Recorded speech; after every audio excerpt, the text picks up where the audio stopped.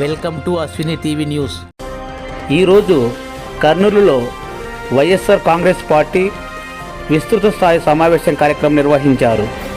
ఈ కార్యక్రమంలో YSR Congress party regional coordinator Peddireddy Ramachandra Reddy మరియు గంగుల ప్రభాకర్ రెడ్డి, కర్నూలు జిల్లా అధ్యక్షులు ఎస్వి మోహన్ రెడ్డి, నంద్యాల జిల్లా అధ్యక్షులు కాటసాని రాంభూపాల్ రెడ్డి, మంత్రాలం ఎమ్మెల్యే బాలనాగిరెడ్డి, ఆలూరు ఎమ్మెల్యే విరూపాక్షి, కర్నూలు జిల్లా మేయర్ రామయ్య, పత్తికొండ మాజీ MLA Kangati Sridevi, Emmiganur incharge Butta Renuka, Kodumur incharge Adimulapu Satish, Kurnool మాజీ MLA Hafeez Khan, MLC Madhusudan, ZP chairman Errabothula Papireddy, YSRCP నాయకులు కార్యకర్తలు పాల్గొన్నారు. నాయకులందరికీ పేరు పేరు నమస్కరిస్తూ ఈరోజు ప్రత్యేకంగా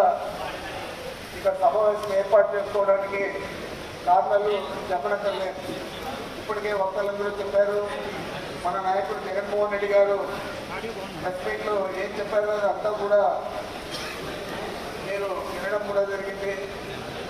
ఈ కార్యక్రమం ఏదైతే ఎన్నికల ముందు సూపర్ 6 అని, సూపర్ 7 అని, అదేవిధంగా దాదాపు 142 అంశాలు మేనిఫెస్టోలో పొందుపరిచి చంద్రబాబు నాయుడు ఈ రాష్ట్ర ప్రజలందరినీ కూడా నమ్మించి చెప్పిన అబద్ధం చెప్పకుండా ఆయన చెప్పేది కాకుండా పార్టీలో ఉన్న ఇతర నాయకులందరూ కూడా ఇదే ప్రచారాన్ని పెద్ద ఎత్తున చేసి ఈ రాష్ట్ర ప్రజలను నమ్మించి అధికారంలోకి వచ్చారు.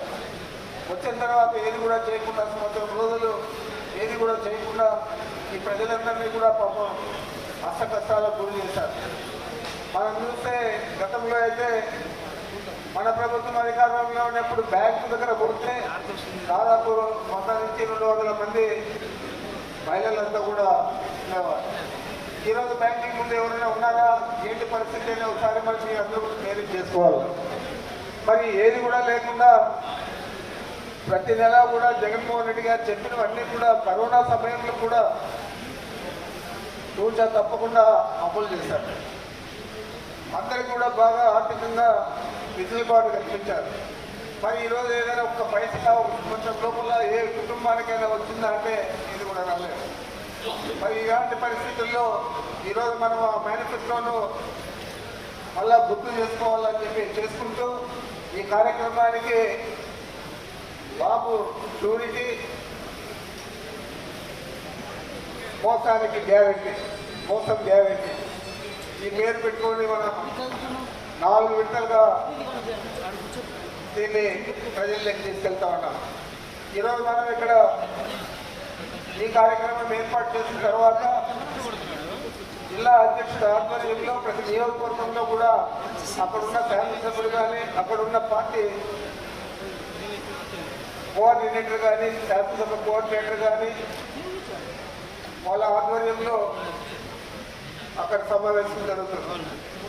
ఆ తర్వాత ఇన్ఛార్జీలు కానీ, శాసనసభ్యులు కానీ మండల స్థాయిలో సమావేశాలు చేస్తారు.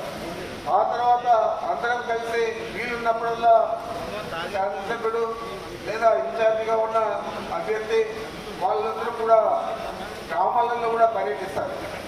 గ్రామాలలో పర్యటించేటప్పుడు ఇవన్నీ చెప్పేది కాకుండా మన ఆర్గనైజేషన్లో కూడా ఇంకా చాలా గ్రామాలలో గ్రామ కమిటీలు వేయలేదు.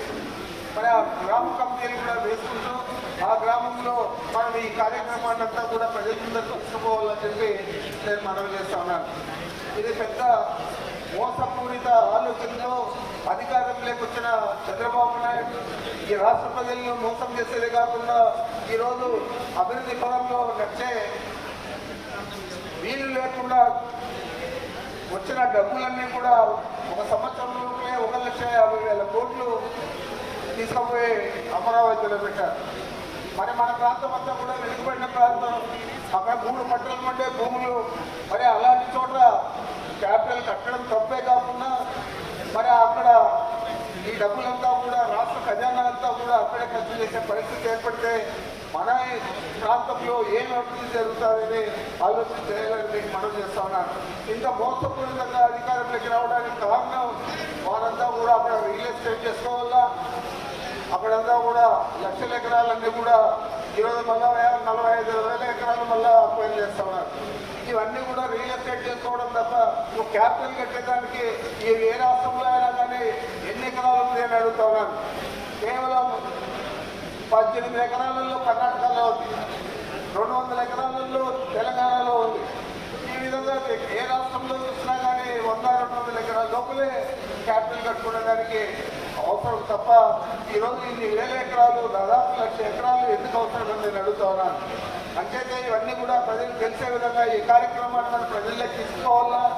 ఇందాక చెప్పాడు మన ఎస్వి మోహన్ రెడ్డి గారు, ఇది ఇప్పుడు చాలా తొందరగా పెట్టామని చెప్పి అందరూ కూడా నన్ను అడుగుతూ ఉన్నారు.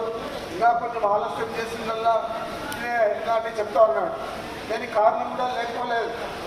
ఈ మధ్య బాధ్యతాయుతమైన పార్లమెంటరీ అఫైర్స్ మంత్రిగా ఉన్న ప్రహ్లాద్ జోషి గారే చెప్పారు, 2027లో జమిలీ ఎలక్షన్ వస్తుంది. ఆ జమిలీ ఎలక్షన్లో అన్ని రాష్ట్రాల్లో కూడా జరుగుతాయి. మరి దాని మీద కేంద్ర ప్రభుత్వం ఇప్పటికే అన్ని రకాల చర్యలు తీసుకుంటా ఉందని చెప్పిన విషయాన్ని మీరంతా కూడా పత్రికల్లోనూ మీడియాలోనూ చూస్తున్నారు. మరి దాన్ని మీరు గుర్తుపెట్టుకొని దయచేసి అందరూ కూడా ఇది ఆలస్యంగా పెట్టాలన్నా లేకపోతే తొందరగా పెట్టామా అని దీని మీద చర్చ చేయకుండా చంద్రబాబు చేసిన మోసాల మీద చర్చ చేయండి. ప్రతి గ్రామానికి దీన్ని తీసుకెళ్ళండి. 2027 ఫిబ్రవరిలో ఎన్నికలు వస్తే తప్పకుండా మనం 11 సీట్లతో నిలిచిపోయాం. 40% ఓట్లు వచ్చి కూడా మరి 40% ఓట్లు వచ్చి 11 సీట్లు నిలిచిపోయేది కాకుండా రేపు వారిని సీట్లుగా వచ్చే పరిస్థితి లేకుండా మనం చేయాలని మిమ్మల్ని కూడా కోరుకుంటా ఉన్నాం. మన ప్రాంతంలో ముఖ్యంగా ఈ రాయలసీమ జిల్లాలలో అత్యధికంగా వైఎస్ఆర్ కాంగ్రెస్ పార్టీ శ్రేణులు ఉన్నారు. మీరందరూ కూడా బలంగా పార్టీ కోసం పనిచేశారు. గతంలో 50 రోజుల్లో కూడా మనం పనిచేసి మన నాయకుడు జగన్మోహన్ రెడ్డి గారి నాయకత్వానికి చేయూతనియ్యాలా, వారిని మళ్ళా మనం ముఖ్యమంత్రిగా చూడాలా. ఇప్పటికే వారు కొన్ని చర్యలన్నీ కూడా గతంలో జరిగినట్లు జరగవు. కార్యకర్తలకు అత్యధికంగా ప్రాధాన్యత ఇస్తాను, పార్టీ శ్రేణులను బాగా చూసుకుంటానని అనేక సమావేశాల్లో చెప్పారు. అదంతా కూడా మనం గుర్తు చేసుకొని పాత్రలన్నీ కూడా మర్చిపోయి పార్టీ కోసం అందరూ కూడా కృషి చేయండి. తప్పకుండా విజయం సాధించేదాకా మనం అందరూ కూడా శ్రమించాలా. ఈ అక్రమ కేసులు కానీ అక్రమ అరెస్టులు కానీ వీటన్నిటికీ మనం భయపడి ఇంట్లో కూర్చుంటే తప్పనిసరిగా దాని ప్రతిఫలం రాబోయే తరాలకంతా కూడా మన రాష్ట్ర ప్రజలందరికీ కూడా వర్తిస్తుంది. ఆ విధంగా కాకుండా మనమే ముందుపడి మనం చేయాలని చెప్పి మనందరినీ కూడా కోరుకుంటూ నాకు అవకాశం ఇచ్చిన మీ అందరికీ నమస్కరించుకుంటున్నాను.